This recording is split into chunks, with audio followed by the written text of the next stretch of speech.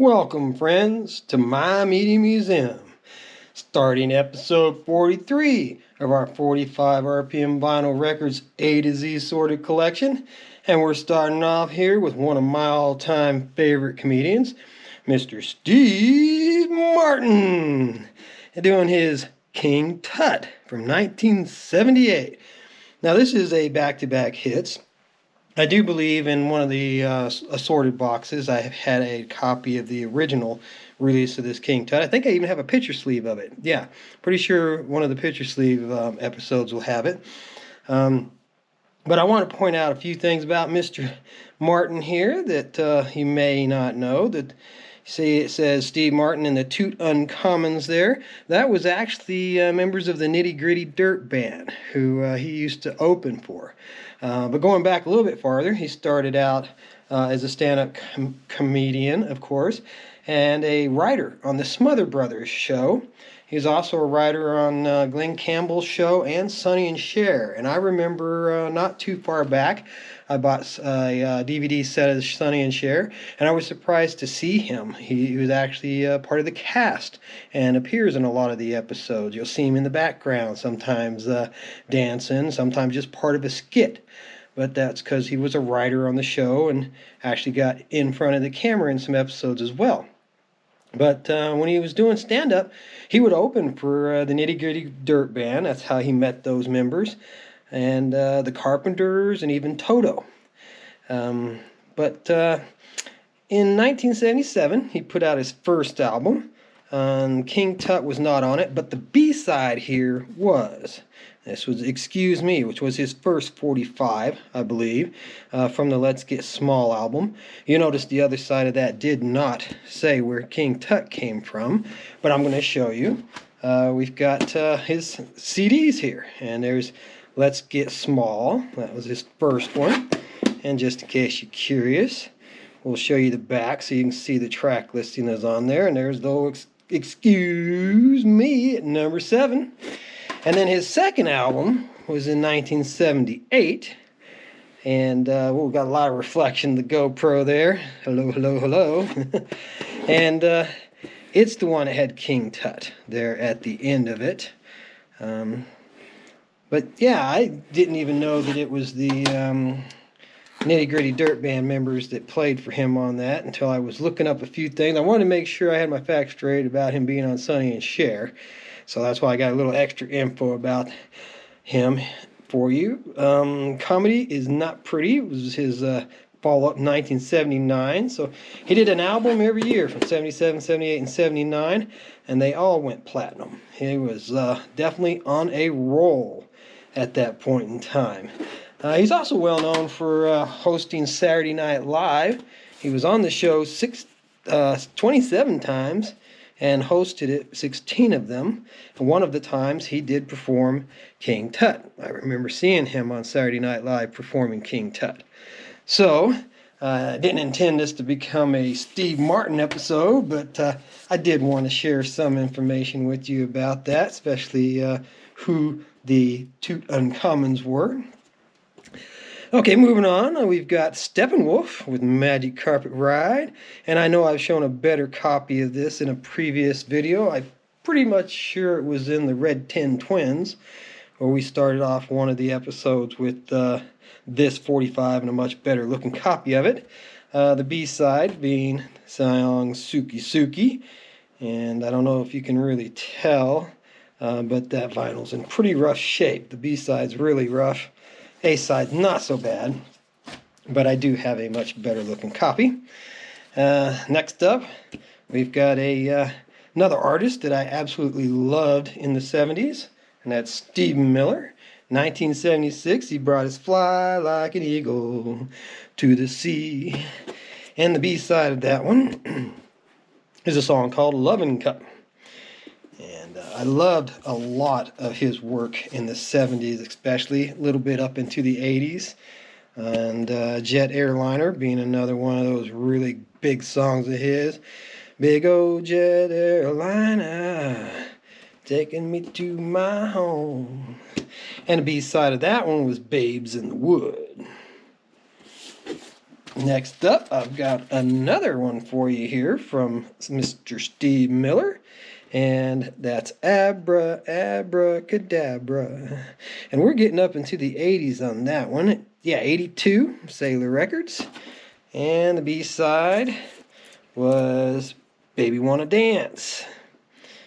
Yeah. And jumping back in time a little bit, I guess I didn't put these in actual release order. But the Joker was 73, so we're talking 9 years before here. I'm a joker, I'm a smoker, I'm a midnight toker, getting my lovin' on the run. And the B-side being Something to Believe In. That was off the Joker album, of course. And I do have 2 copies of that one, but they both have the same A and B side, and there's really nothing different about them except for the other label looks really bad, so I'm not even going to bother to put it under the zoom. Next up, we're moving on to Stevie Nicks. On the Edge of 17, just like the wide-winged dove. And the B-side of this one is actually really cool because it is a previously unreleased live version. Now, I don't know if that ever got re-released on one of her box sets or greatest hits albums or not, but it does make this vinyl special to me because it's got something that's a little different. It was exclusive at the time that it came out. Well, obviously, previously unreleased. But you got a live version of the song as well as the studio version of it. So, really cool. And next up, we've got a picture sleeve here of wonderful Miss Stevie. And unfortunately, somebody decided to tattoo her there with a big Z or a number 2 on her face. But still, cool to have a picture sleeve. And it's got the Stand Back album cover there with the track listing off of the album for you. Always liked that when they did that. And to show you the vinyl itself, there we've got the Stand Back label. And on the B side, Garbo.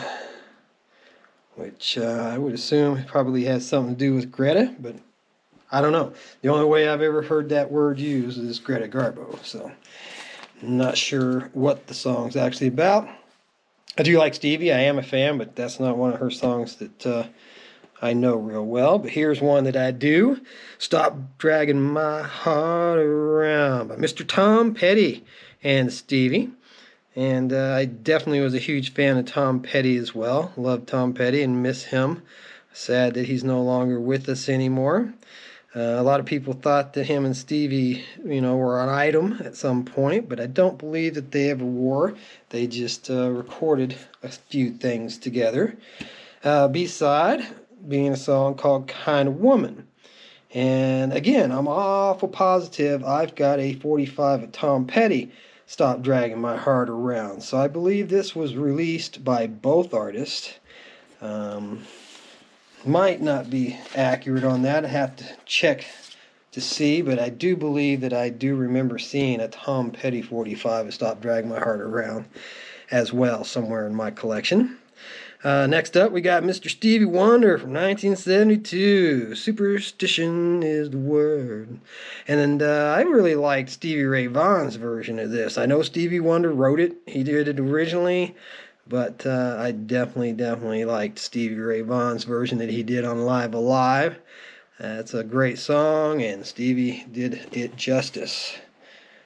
Stevie Ray Vaughan did it justice. Stevie Wonder did it originally. Anyways, the B-side being You Got It Bad, Girl. All right. Looks like I've got 2 copies of that one as well, but again, the second one looks really bad. Superstition and You've Got It Bad, Girl. So you got some stack of wear on that one. So no reason to get too carried away looking at that one. Here's one of his songs that I really did like. You Are the Sunshine of My Life. Yeah, 1973. So year after Superstition. And the B-side being Tuesday Heartbreak. So I wonder what ever happened to Stevie. I haven't heard about him in a long time. I'm pretty sure he's still with us. But I definitely liked some of his work from the 70s, no doubt about it. And next up, we've got one more Stevie Wonder to show you. Getting my Stevies all confused now. I Was Made to Love Her, which the title sounds familiar, but the tune's not popping in my head.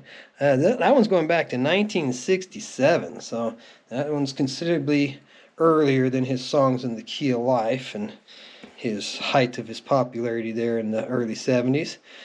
B-side being a song called Hold Me, which is even 1966, even older. So maybe that's the A-side and the other one's B-side. I don't recognize either song, so either one of them could have been the A-side. Alright, now we've got us a picture sleeve from Sting. And I definitely prefer the work that he did with the Police. It was a little more rocked up. He kind of got a little more poppy and lounge act-ish on his solo career. But I do like Sting, and not meaning to sound like I'm criticizing him at all. It's just that I most definitely did appreciate or have more of an appreciation for the work that he did with the Police. Looks like we got the credits there, which were always nice back in the day before we had the internet to tell us the credits and verify credits for us. And here we've got another one of those with that glue coming through on that label, making it look like it's really bad and roughed up when it's not. But if you love somebody, set them free, free, free, set them free. Yeah, I do know that one. Not one of my favorites of his from his solo career, but it's a good tune. And the B-side being a song called Another Day, which is written by Sting, so it's not a remake of the old Wings. It's just another day. All right, well, that's enough for episode 43. And I hope you choose to join me for episode 44. See you then.